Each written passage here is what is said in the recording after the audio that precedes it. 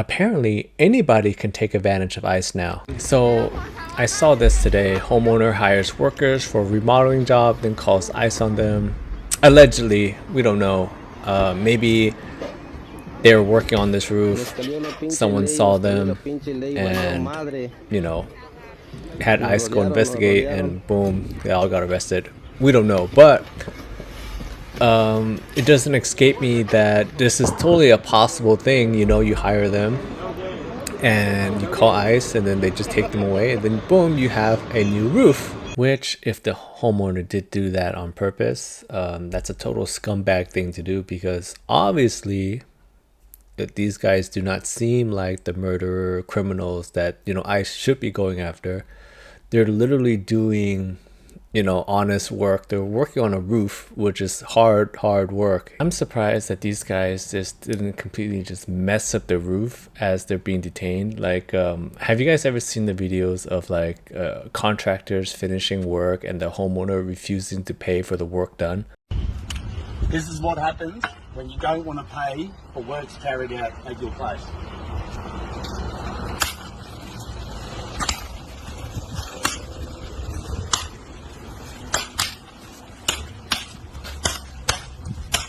Yeah, so I'm surprised that these guys that are getting escorted off the roof of this property here didn't kick off some shingles as they're coming off. I guess you could just use ICE now as a temp agency. You know, you hire the workers and then boom, you call them, they just boot them off, get them off your property for you, and you know, you just get free labor.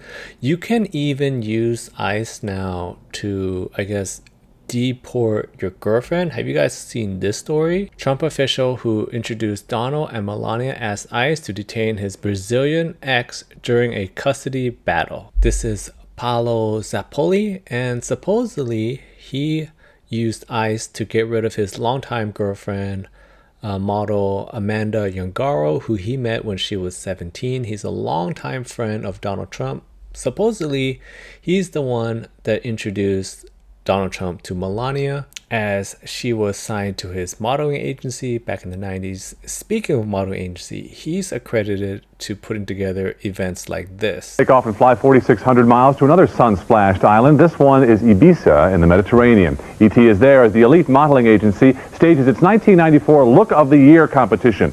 And the stakes are high. The winner could become an instant supermodel.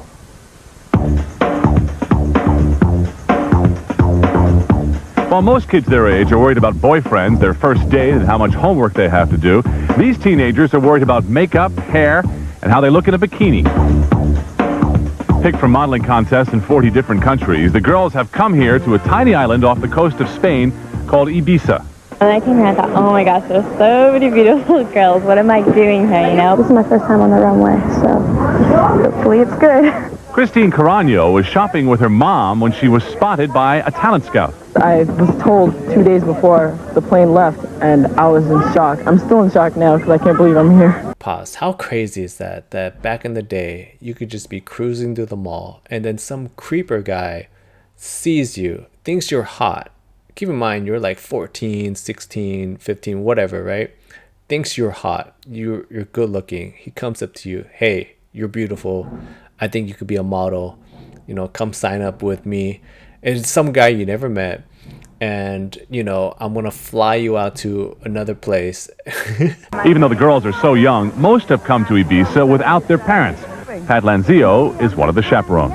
They look beautiful, you know, in pictures and everything, but when you actually do hang out with them, you find them 14, 15 years old on the phone crying, you know, home. Who do you stand next to? That's the other crazy thing, okay? You are sending your kid to another country, and it's not like you don't know where they're going. I hope you know where your teenage daughter is going, right? They're in Europe, a place where you know the age consent is much lower than it is in the States, and you send them to go off with this guy as their chaperone, and you expect them to come back perfectly fine. Like, that's just a different time, I guess, back in the day. Who do you stand next to? Okay. In the middle? Yeah, in the middle? Okay. Rehearsals have been going on all week for the big event, but the girls get one night off to act like teenagers. and they're treated to some good, clean fun at a Wild Island nightclub. While you're dancing in the middle of the floor, all of a sudden this foam comes down out of nowhere. It's the weirdest experience I've ever had. And that, ladies and gentlemen, is how your child ends up on Epstein's Island.